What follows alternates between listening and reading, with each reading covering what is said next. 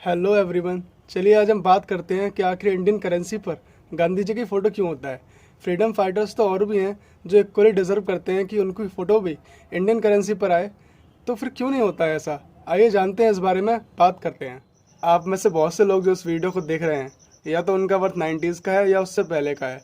आप लोगों को शायद याद होगा कि पहले इंडियन करेंसी पर अशोक पिलर छपके आया करते थे, लेकिन 1996 में रिजर्व बैंक ऑफ इंडिया ने रिप्लेस कर दिया इसको और उनकी जगह लगाया गया गांधी जी का फ़ोटो। लोगों में काफ़ी इमोशंस थे उनके लिए, इसीलिए किसी ने कोई भी सवाल नहीं उठाया।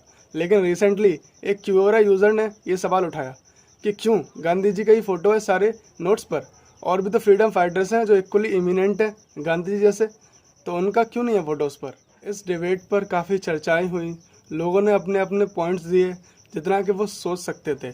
किसी का कहना ये था कि जो वर्ल्ड फेमस फिल्म है गांधी, उससे इंस्पायर होके आरबीआई ने ये कदम उठाया। और कुछ लोगों का कहना ये था कि हो सकता है कि रिच डाइवर्सिटी है कंट्री की, इसलिए हो सकता है as a matter of symbolism मान लिया गांधी जी को, इसलिए उनका पोर्ट्रेट प्रिंट करते हैं नोट्स पर। और किसी का कहना ये था कि गांधी जी बहुत शांत स्वभाव के थे एज़ कंपेयर किया जाए जो और भी फ्रीडम फाइटर्स हैं उनसे, जो कि इतना नहीं थे, तो और उनको फादर ऑफ नेशन भी कहा जाता है। हो सकता है इस वजह से उनका जो पोर्ट्रे है नोट्स पे प्रिंट होता है। और आरबीआई ने ये एक्सप्लेन करते हुए कहा कि जो पहले हम नॉन लिविंग थिंग्स प्रिंट किया करते थे इंडियन करेंसी पर, उसको फॉरफिट करना बहुत आसान था एज़ कंपेयर किया जाए जो लिविंग थिंग्स हम प्रिंट कर रहे हैं अब उनके बदले।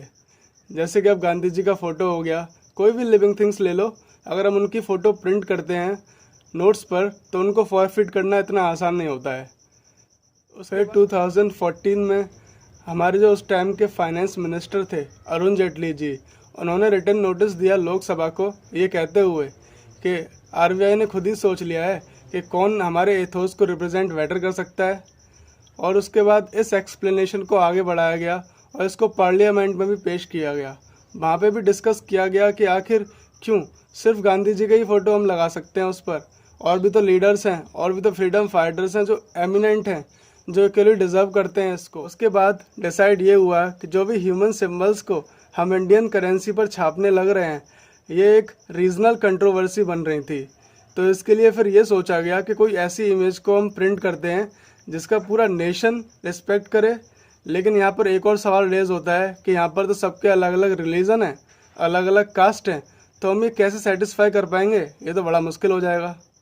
इसीलिए जो महात्मा गांधी जी हैं उनको फादर ऑफ नेशन भी कहा जाता है, तो क्यों ना इन्हीं का फ़ोटो हम फीचर कर दें जो आने वाली करेंसी है उस पर।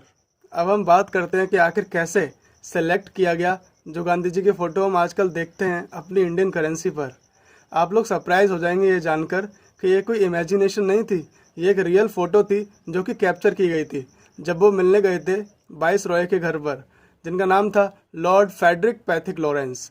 इनसे जब वो बात कर रहे थे तो इस मोमेंट को कैप्चर किया एक अननोन फोटोग्राफर ने 1946 में।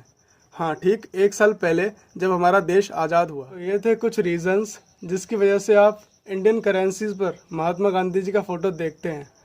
अगर आपको ये वीडियो इन्फॉर्मेटिव लगा है तो शेयर कीजिए अपने दोस्तों के साथ और सब्सक्राइब कीजिए इस चैनल को।